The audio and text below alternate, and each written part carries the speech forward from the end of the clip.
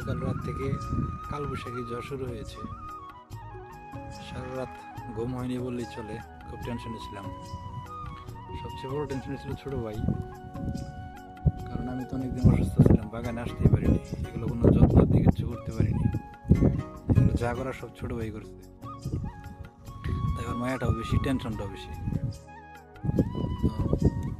এখন যে সমস্যাটা হচ্ছে, আসলে কৃষিতে এর পূর্ব অভিজ্ঞতা নাই আমাদের, এবারে প্রথম তো অনেক কিছু শিখতেছি। হয়তো পরের বার যদি আবার করি, ইনশাল্লাহ এই ভুলগুলো হয়তো হবে না। প্রথম অবস্থায় যে ভুলগুলো হচ্ছে, যেমন লেবার ম্যানেজমেন্ট, কখন কোনটা লাগে, তো একটা জিনিস আমি বুঝতে পারলাম, এই সেক্টরে যখন যেটা আপনার লাগবে সেটা তখন ম্যানেজ করা যাবে না। মিনিমাম 15-20 দিন কিংবা 1 মাস আগে এটা ম্যানেজ করে রাখতে হবে। যেমন কালকের ঝড়ে পেঁপে গাছগুলো সবগুলো বাঁকা হয়ে গেছিলো, একদম হেলে গেছিলো, গোড়ায় মাটি সরে গেছে। আল্লাহর রহমতে তেমন কোনো ক্ষয়ক্ষতি হয়নি, গাছগুলো ভাঙেনি। অনেকের গাছ একদম মাটির সাথে শুয়ে উঠছে। এখন দেখা গেল যদি সময় মতো যদি বাঁশের খুঁটিগুলো পাইতাম, তাহলে হয়তো এই পর্যন্ত আসতে হইতো না। টাইম মতো খুঁটিগুলো দিয়ে দিতাম, গাছগুলো আল্লাহর রহমত নিরাপদ থাকতো। ওই যে বললাম, টাইম ম্যানেজমেন্ট। আমরা আসলে জানতাম না যে এই অবস্থায় খুঁটির এতটা সংকট হবে। কোথাও খুঁটি পাওয়া যাচ্ছে না, টাকা দিয়েও পাওয়া যাচ্ছে না, অগ্রিম টাকা দিয়েও না। ওই যে সামনে রেখেতে যে মেশিনের শব্দ আসতেছে, ওইখানে মেশিন দিয়ে খুঁড়ি দিচ্ছে। আমার চারাগুলো অনেক বড় হয়ে গেছে। আমাদেরগুলো আজকের বয়স হচ্ছে 28 দিন। ওই জমির পেঁপের চারার বয়স সম্ভবত 1.5 মাস প্লাস, 1.5 মাস কিংবা 2 মাস হইতে পারে। যাই হোক, এখন খুঁড়ি দিচ্ছে। তো ওনার আরও অনেক চারার দেখলাম বেহাল দশা। এখন যেহেতু খুঁড়ি পাইতেছি না, কি করা যায় এটা চিন্তা ভাবনা করতে করতে হঠাৎ মাথায় আসলো, আপাতত টেম্পোরারি বাঁচার জন্য হলেও এরকম বাঁশের যে বেতির খুঁটি যেগুলো বলে, ছোট ছোট খুঁটি স্ট্যান্ড করে, এগুলো আপাতত দিতেও সময় লাগবে কম। আবার দেখা গেলো যে এগুলা একটা বাঁশ থেকে অনেকগুলো খুঁড়ি করা যাবে। সেই চিন্তা থেকে আজকে এগুলা দিতে আসলাম। এখন দেখি আজকে কি করা যায়। তো মনে হয় জমির 4 ভাগের 1 ভাগ, হয় 1 ভাগ দিছি আর কি।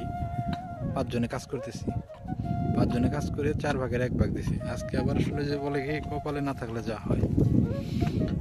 এমনিতে জমিতে 5-7 জন করে অল টাইম লেবার আসে, কিন্তু আজকে আসেনি। আজকে ওদের নিজের কাজে ব্যস্ত হয়ে গেছে। পরে 2 জন লোক আসছে, সাথে আমি, ছোট ভাই মাইনুল, এ তো 5 জনেই কাজ করতেছি। 5 জনে আজকে মনে হয় সম্ভবত 4 ভাগের 1 ভাগ শেষ করতে পারছি। এখন তো সময়ই শেষ, এই 4টা মতো বাজে, এখন চলে যেতে হবে। এখন দেখা যাক, আসলে কৃষি এতটা সহজ না, যেটা ঢোকার পরে বুঝতেছি।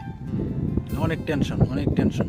হ্যাঁ, একটা ছোট বাচ্চা নিয়ে বাপ মা যেরকম টেনশনটা করে, সেম ওই রকম টেনশনই। আরো দিন যাবে, আরো অভিজ্ঞতা হবে, আরো অনেক কিছু বুঝতে পারবো, শিখতে পারবো। শেখার শেষ নাই। মৃত্যুর আগ পর্যন্ত মানুষ শিক্ষা অর্জন করেই চলবে, সেটা যে কোনো সেক্টরের হোক।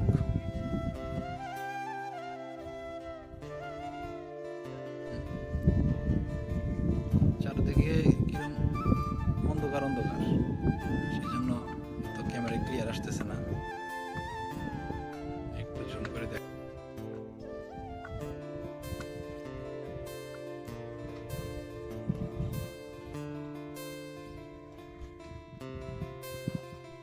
ওই যে বাঁশের খুঁটি ওগুলো দিচ্ছে, আমাদেরও দিতে হবে। এগুলো আপাতত টেম্পোরারি দিলাম কয়েকদিনের জন্য।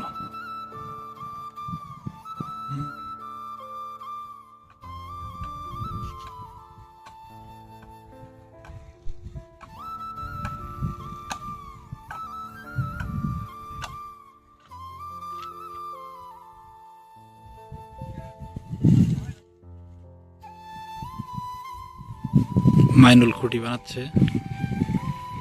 এতক্ষণ পেঁপে গাছের বা গিট্টু দিল, কিন্তু ওর কাজগুলো পুনরায় আবার করতে হইতেছে, কারণ ভয় ভয়ে গিট্টু দিছে। গাছগুলো অনেক হেলে গেছে, তো ও আর গাছ সুদা করে না, যেটা যে কন্ডিশন আছে ওই কন্ডিশনেই গিট্টু দিছে। কিন্তু এইভাবে গিট্টু দিলে তো গাছগুলো আবার এই বাঁকা হয়ে যাবে।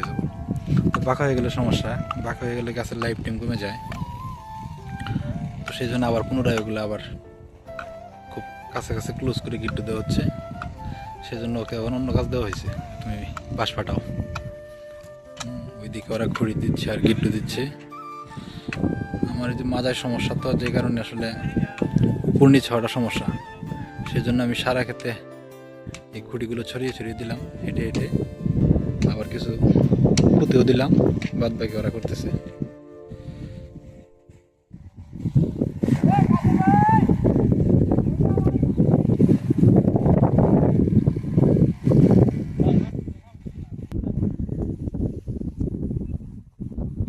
গাছগুলোর গোড়া এমনভাবে নড়ছে, মনে হয় গাছগুলো হাত দিয়ে কেউ মুচড়িয়েছে চারোদিকে, গোড়া থেকে একদম মাটি সরে গেছে। এই অবস্থা থাকলে গাছের পচা রোগ হবে, গোড়া পচা রোগ। গোড়া পচা রোগ হলে আবার গোড়া পচার ওষুধটা সবসময় ঘন ঘন দেওয়া যায় না, তাহলে গাছ অনেক হার্ড হয়ে যায়, বৃদ্ধি কমে যায়, গাছের ফলন কমে যায়। খুব সেন্সিটিভ বিষয়গুলো।